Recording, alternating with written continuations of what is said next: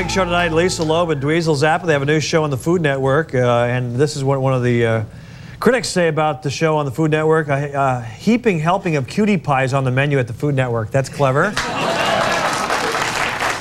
That's our Dweezil. And then later tonight, Julie Bowen, Burt Bacharach, Ron Isley. Tomorrow, Jeff Probst, Donna D'Errico, and the music of Travis. Next week, we're building towards Engelbert Humperdinck. First guest, America's most eclectic musical couple. She is a Grammy-nominated singer-songwriter, and he is an acclaimed guitarist and composer. They're now starring in their own TV show, Dweezil and Lisa, which airs Friday nights on the Food Network. Press down, but kind of curve your hands like this, just press down on it. Are we done with this hot water? No, we're going to continue to use that throughout the whole process. That is hot. Throughout the cheese facial? Can this get too tough if you work it too much?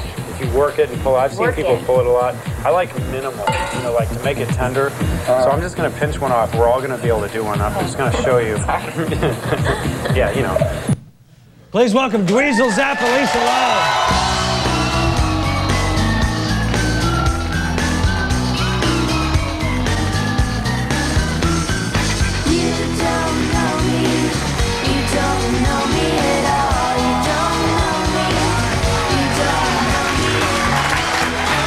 Nice to see you guys again.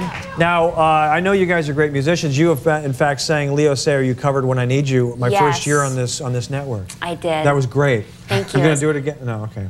Now, why the food? I don't get it. Why the love of? I mean, why musicians doing food? Well, do you like food? I do, but does that mean I cook?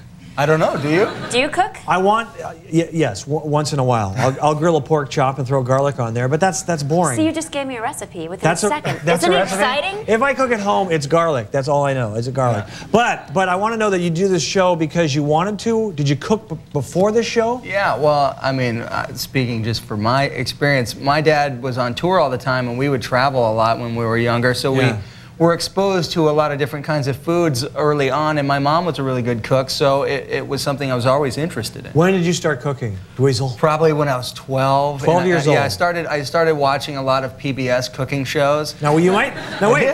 Now there is something I just remembered as a kid that I could do in the kitchen, and it was from PBS. It was Julia Childs. Right. Oh yeah. You did watch that. And I could do this, and it was the coolest thing. And I'm going to say I was 10. Nice. I wasn't 12. And I would take an omelet, oil up the pan, right? Maybe it was margarine. I don't know what it was. I was 10. Oleo, whatever it was.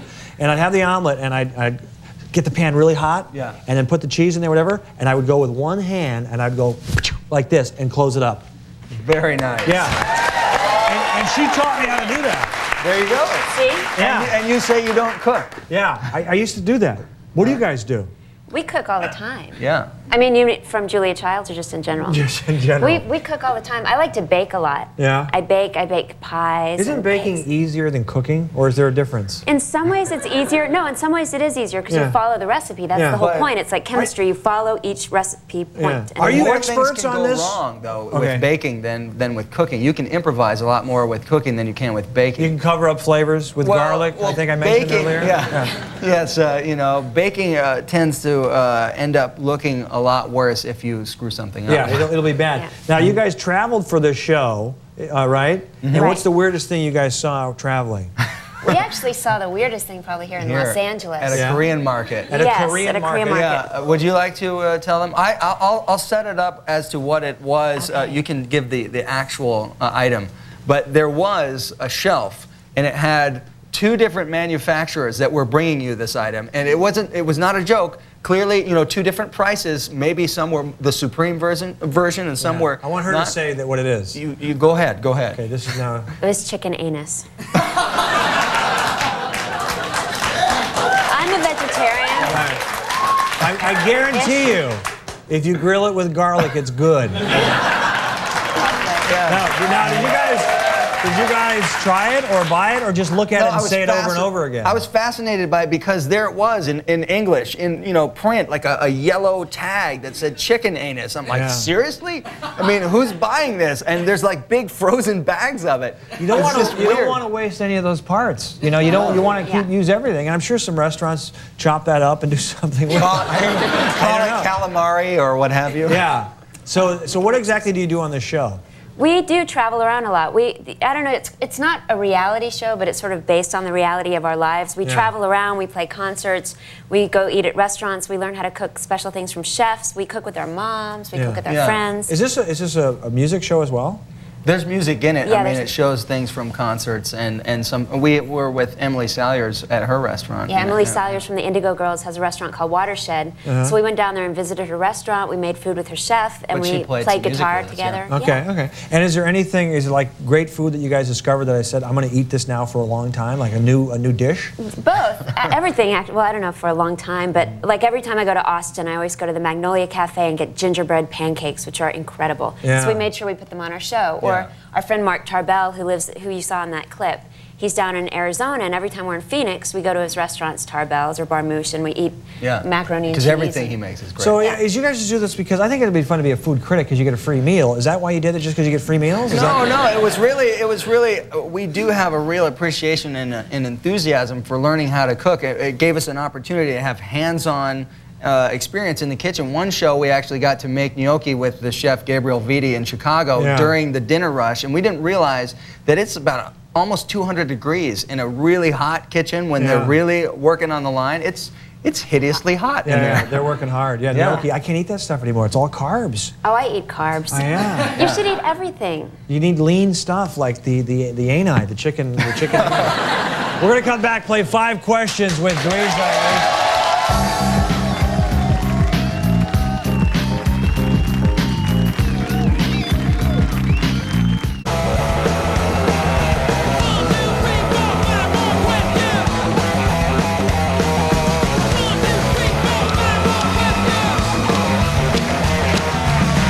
Dweezil, Zappa, Lisa Loeb. They're on the Food Network. By the way, you mentioned in the break that you went to college with our second guest, Julie Bowen. I did. Isn't that a small world? At an Ivy League school called? Brown University. Brown. Yeah. Was she bawdy back then? She was cute back then. Yeah. Did you know her? Yeah. Yeah, she's really hot. Yeah. Now, isn't she? I want to ask you some more food questions, but what do we have to plug music-wise? Anything? What do you want to plug? How about that DVD right there? This one right here? No. Burt Bacharach? No, not that one. Yeah. Now this, I'm really excited about. That's your father, Frank Zappa? That movie.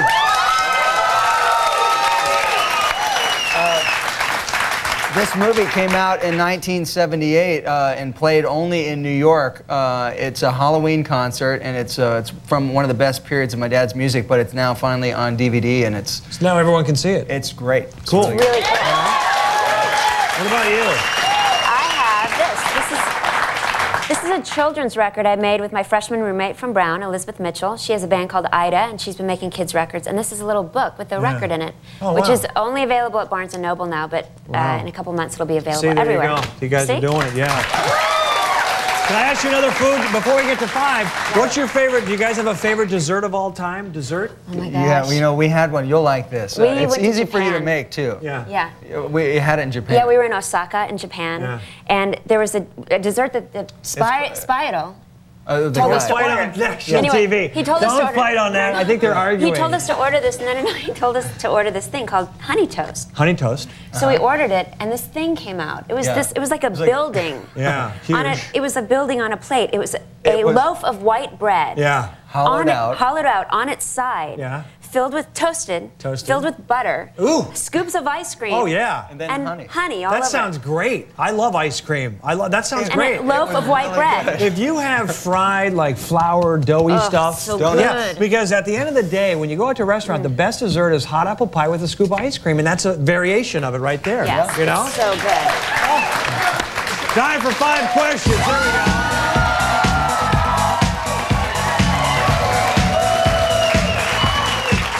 All right, don't say it out loud. You guys are working together. Don't say it out loud. Think of a spice that you put on your latte. Don't say it out loud. A spice that you would put on your latte in the morning. Do you guys both have one?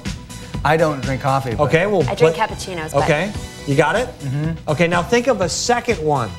A second one that you'd put on your latte in the morning, a little spice. What is it? Which one, both of them? No, the second one. Nutmeg. What did you I was going to say nutmeg. That is correct. Look at that, ladies and gentlemen. Cinnamon and then nutmeg. Correct, yeah. All right, blah, blah, blah. Let's see, this is for Dweezil. Okay. The old match game. Love it. Ear blank. Ear blank. Loeb. Did you help? That is correct. This is for Lisa. Use Dweezil as a dirty verb. Dweezil as a dirty verb? Yeah. Use him as a dirty verb? No, use the word Dweezil as a dirty verb.